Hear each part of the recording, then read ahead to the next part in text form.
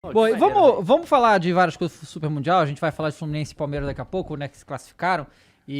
Só que eu queria levantar algumas questões que a gente já conversa aqui. Eu queria saber de vocês também.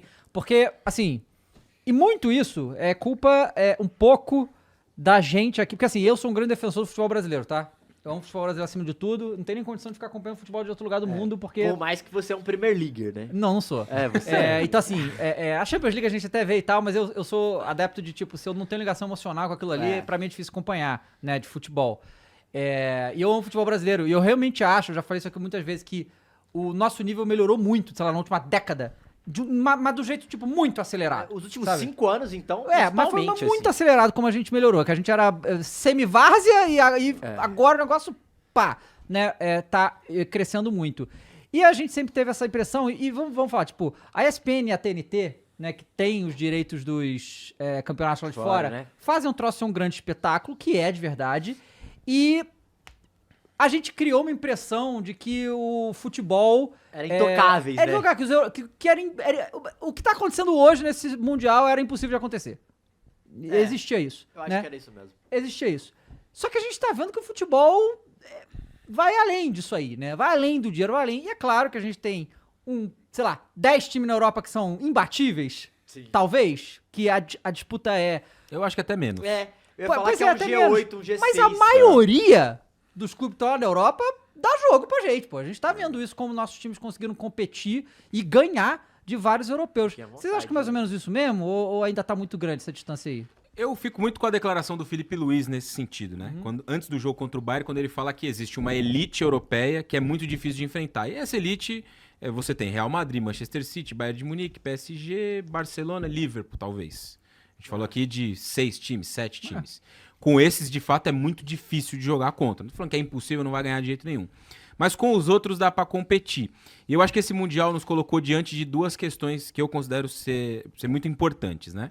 A primeira delas a gente nunca teve a oportunidade de ver brasileiros enfrentando times de nível intermediário. Sim. Borussia Dortmund, a Inter eu considero um time de um nível intermediário na Europa, é grande na Itália, muito grande, mas é uma equipe de nível intermediário, entre outros, né? O próprio Chelsea, que o Flamengo passou por cima como passou, e o Palmeiras agora vai jogar, são equipes que eu enxergo que é mais possível competir contra do que Real Madrid, Manchester City, embora o Hilal tenha eliminado o Manchester City. O famoso tem jogo, né? Dá jogo, é isso. A gente nunca tinha visto isso, porque o Borussia não vai jogar o Mundial convencional. A Inter dificilmente vai jogar o Mundial convencional. E a gente nunca faz amistosos, tipo Porto, Exato, por exemplo. Então a gente não tinha esse nível de enfrentamento. E eu acho que esse Mundial nos dá uma outra sensação, e pensando no futuro. Se o Campeonato Brasileiro, se o futebol brasileiro fosse um futebol mais organizado em alguns aspectos, gramado, calendário, arbitragem, a gente poderia ver os times brasileiros ainda mais fortes. Eu acho que esse Mundial mostra exatamente isso. Pô, tá vendo como os caras em condições iguais de calendário, preparação, arbitragem, gramado e tal, podem competir? E se a gente transportasse isso para nossa realidade? Como seria? Como esse intercâmbio poderia ser melhor? Então acho que o Mundial traz... Pra mim, pelo menos, esses dois aspectos como maiores pensando no futuro. Eu já imaginava que seria assim, né? Mas eu já imaginava. Tirando essa linha aí que ele falou, aliás, o que o Felipe Luiz junto com o Abel falaram, né? Se você unir as duas coletivas deles, sai um resumo do que ele disse aqui. E eu acho que também vai muito nessa linha aí. A gente tem 5 ali, 6 que realmente estão fora da curva, absurdo, né? Até no poderio financeiro, então não tem como. Pode, né? A gente só vai encontrar esses caras lá no Intercontinental. E agora, como você bem disse aí, a gente está encontrando a segunda, a terceira linha. E a gente vê que dá jogo e tá dando para disputar. E eu acho que a gente vê, não só isso, como é uma resposta do que o que é Libertadores, né? Porque os argentinos estavam perdendo pro Brasil e sofrendo, não classificaram no Super Mundial. Sim. E aconteceu a mesma coisa que acontece na Libertadores. Os times brasileiros estão dominando tem um tempo. Eu acho que é muito isso dos últimos 5 anos. Mas uma coisa que eu fiquei um pouco... eu tinha muita dúvida de o quão fisicamente os times da metade, da meia prateleira, entregavam.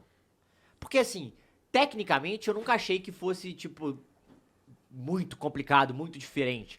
Mas fisicamente eu achava. E eu acho que deu uma resposta de... A gente tem um estilo de futebol, que eu sinto também, que não casa muito com o deles, velho. Porque, por exemplo, a gente tem algumas coisas, algumas desobediências táticas, alguns estilos que pro europeu é meio em choque, assim, sabe?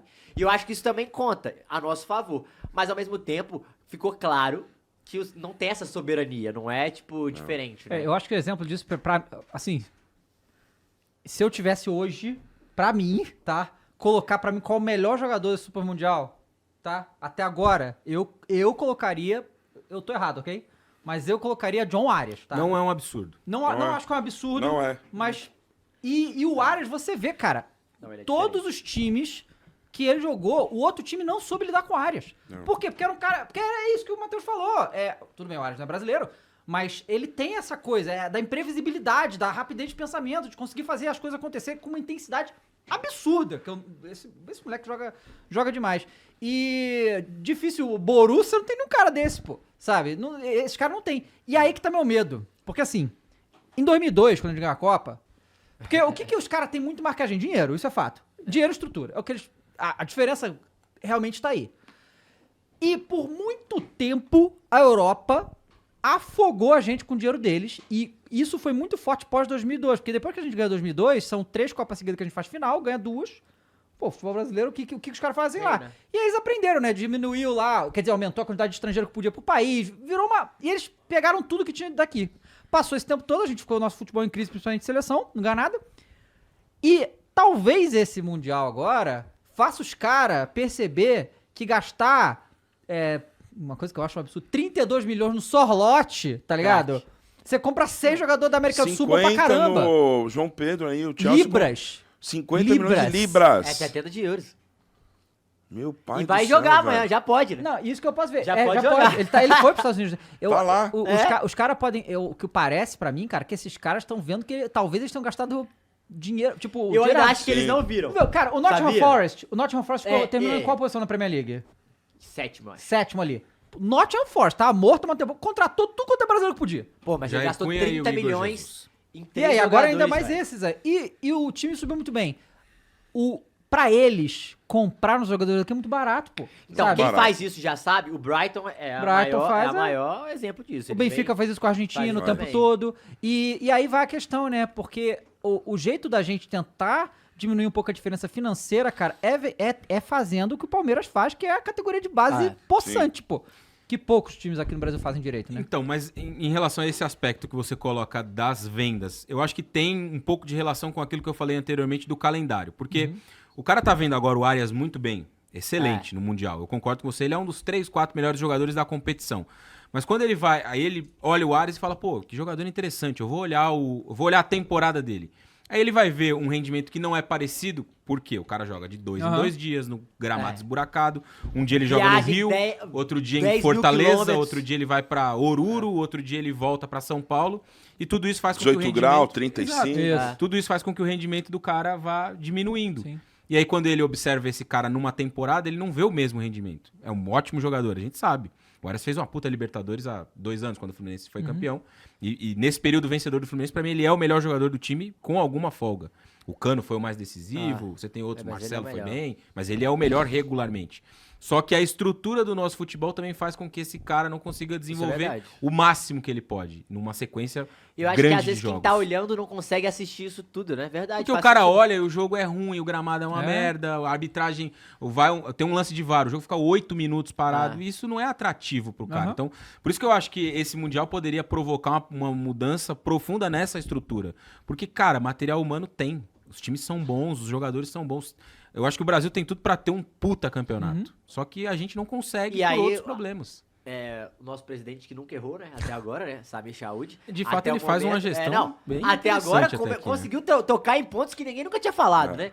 Mas a gente tava brincando porque desde que ele assumiu só aconteceu coisa boa, né? O Ancelotti veio, a seleção tá mudando, o Super Mundial, os brasileiros estão indo longe, a gente tava enchendo esse saco disso. Mas assim, ontem saiu que parece que em 27 as ligas começaram a andar. Sim. Tem esse papo que elas começaram a se unir após ter uma liga brasileira. Que eu acho que é fundamental para a gente entender e estruturar o produto antes de falar de melhorias gerais, assim.